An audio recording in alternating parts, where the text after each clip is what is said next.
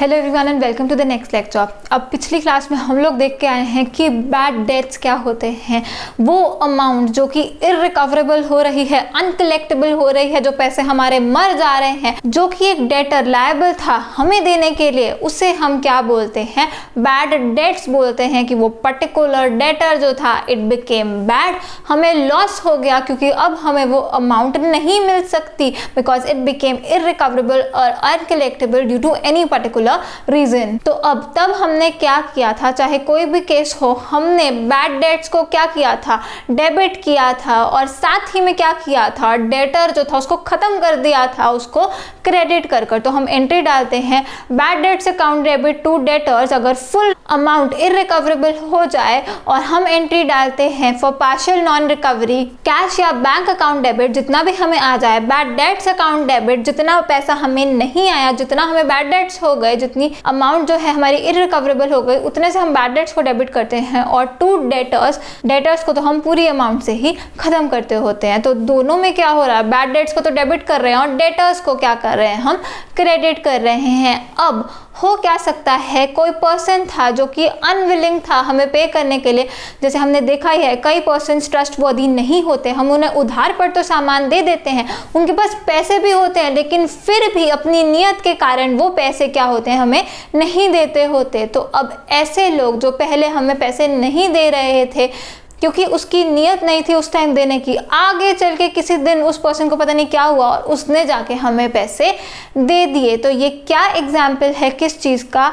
Bad debts recovered का। कि जो पैसा हमने पहले इररिकवरेबल सोच लिया था, हमने सोचा था वो पैसे मर चुके हैं हमारे, हमने एक लॉस ट्रीट कर लिया था उसको, वो पैसे अगर आगे चल के किसी भी डेट पे, किसी भी साल में, कितने भी सालों बाद वो पैसे, मरे हुए पैसे हमें रिकवर हो जाएं, उसको हम बोलते हैं बैड डेट्स रिकवर्ड। अब बैड डेट्स रिकवर्ड होने का सिर्फ ये रीज़न नहीं होता कि नियत अच्छी नहीं थी और बाद में कभी चल के वो ठीक हो गया और उसने हमें पैसे दे दिए। इसके और भी रीजंस हो सकते हैं, जैसे कि कोई पर्सन एक टाइम पे इंसॉल्वेंट हो गया था, लेकिन आगे चल के उसने जो भी बिजनेस किया, जो भी काम किया, उसके पास पैसे आए, वो बहुत ही अच्छा पर्सन था, उसने आगे चल के कितने भी सालों बाद हमें वो पैसे वापस कर दिए। तो हमने तो उस चीज़ को कैसे ट्रीट कर लिया था? एज बैड डेट्स ट्रीट कर लिया था कि इस पर्सन के साथ तो बहुत बुरा हुआ है, अब आगे चल के हमें पैसे नहीं दे पाएगा। हम एंट्री डाल चुके थे bad debts account debit to debtor, मतलब जो भी उस पर्सन का नाम था, उस पर्टिकुलर डेटर को हम क्रेडिट कर चुके थे, लेकिन आगे चल के उसने क्या किया?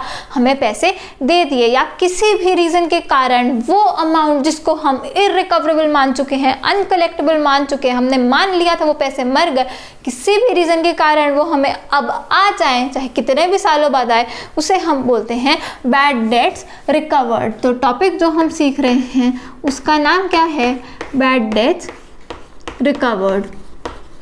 और इसका मीनिंग हमें समझ में आ गया है कि जो बैड डेट्स हमने मान लिए थे, आगे चल के क्या हुआ, उससे हमें पैसे आ गए। ये ही वाले बैड डेट्स, जो डेटर्स हमने बैड मान लिए थे, वो रिकवर हो गए और उनसे हमें पैसा आ गया। तो सबसे पहले तो इसका मीनिंग लिखते हैं और फिर सीखते हैं कि इसको हम रिकॉर्ड कैसे करेंगे अपनी बुक्स ऑफ अकाउंट्स में, मतलब कि इसकी जर्नल एंट्री क्या रहेगी। मीनिंग लिखेंगे इसका, अमाउंट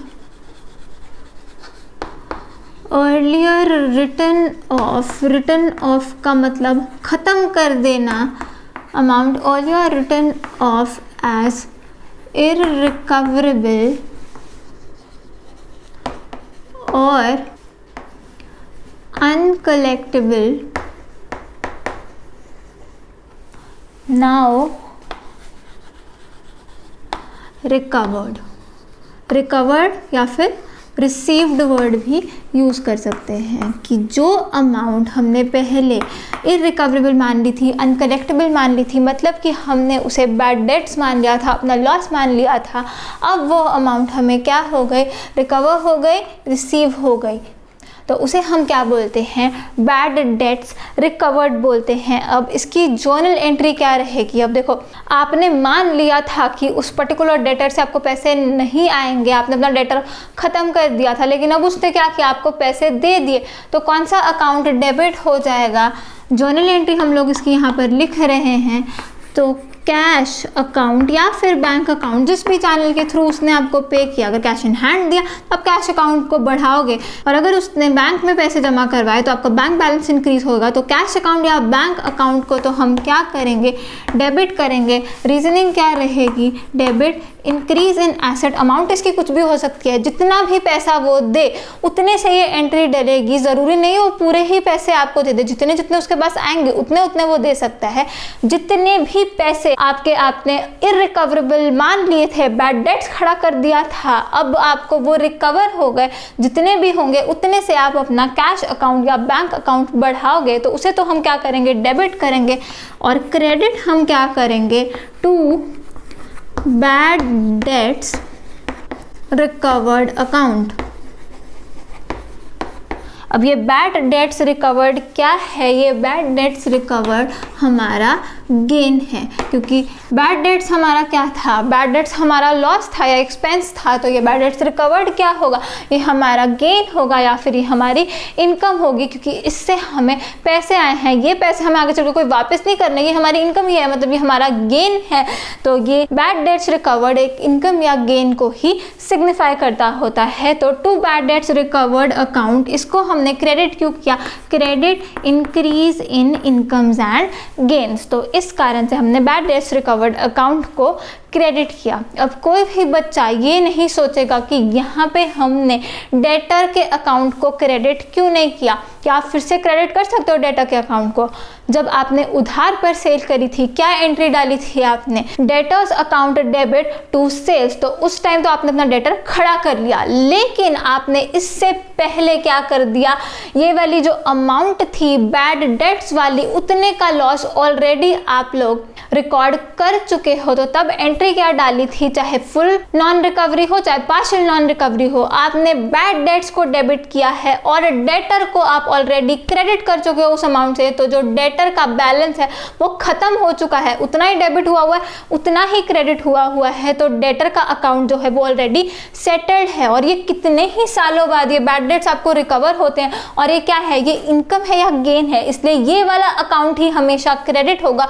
डेटर का अकाउंट ऑलरेडी एडजस्टेड है, उसमें 0 रुपीस पड़ा है, कुछ भी नहीं है अभी उस पर, उतने ही अमाउंट से वो डेबिट हुआ है, उतनी ही अमाउंट से वो ऑलरेडी क्रेडिट हो चुका था जब आपने बैड डेट्स वाली एंट्री डाली थी। तो इसलिए गलती से भी कोई यहाँ पर डेटर का अकाउंट नहीं लिखेगा। यहाँ पर ये इनकम हुई है, एक गेन हुआ है आपको, जिसका नाम क्या है, बैड डेट्स रिकवर्ड अकाउंट। तो इसकी जो जर्नल एंट्री रहती है बैड डेट्स रिकवर्ड की, वो होती है कैश अकाउंट या फिर bank account debit to bad debts recovered account. इसकी नरेशन भी आप साथ में लिख सकते हो, बीइंग बैड डेट्स रिकवर्ड या फिर being amount earlier written off as bad now recovered.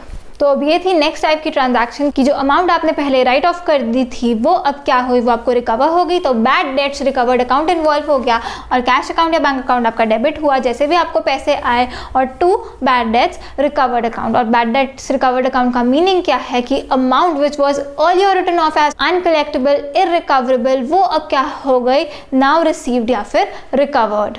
तो साथ ही में हम लोग लिख भी लेते हैं कि इस जर्नल एंट्री की जो अमाउंट रहने वाली है वो क्या रहेगी, अमाउंट इसकी वही रहेगी जो अमाउंट असल में हमने रिसीव करी, असल में जितनी अमाउंट हमने रिकवर करी। तो ये जर्नल एंट्री की अमाउंट रहेगी अमाउंट एक्चुअली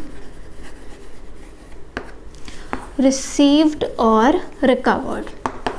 जितना भी हमने रिकवर कर लिया या जितना भी हमने रिसीव कर लिया उस डेटर से जिसको हम राइट ऑफ कर चुके थे एज बैड, मतलब हमने उस अमाउंट को बैड डेट्स मान लिया था, उतनी अमाउंट जितनी भी हमें रिकवर हो गई, जितनी भी हमने रिसीव कर ली, उतनी ही अमाउंट से ये जर्नल एंट्री जो है वो डलेगी। तो जिन भी बच्चों ने पिछला लेक्चर नहीं देखा which was related to bad debts का पूरा कॉन्सेप्ट, प्लीज़ जाकर पहले वो वाला लेक्चर देखिए, क्योंकि ये वाला टॉपिक और वो पिछला लेक्चर पूरे तरीके से लिंक्ड हैं। और आप वो वाला लेक्चर जब देखेंगे तभी आपको सही से प्रॉपर लिंकेज बैठ पाएगी कि क्या ये टॉपिक होता है, बैड डेट्स क्या होते हैं और क्या उनकी जर्नल एंट्रीज रहती हैं, और सही से आपको हर एक चीज़ समझ में आएगी। तो इसी के साथ ये वाला जो टॉपिक है बैड डेट्स रिकवर्ड का वो यहाँ पर ख़त्म होता है। अब नेक्स्ट क्लास में हम लोग एक और ट्रांजैक्शन देखेंगे और उसकी कॉरेस्पॉन्डिंग जो जर्नल एंट्री रहती है वो भी हम लोग सीखेंगे। तो thanks for watching, do share this video, I will see you in the next lecture, keep smiling and keep learning, bye bye.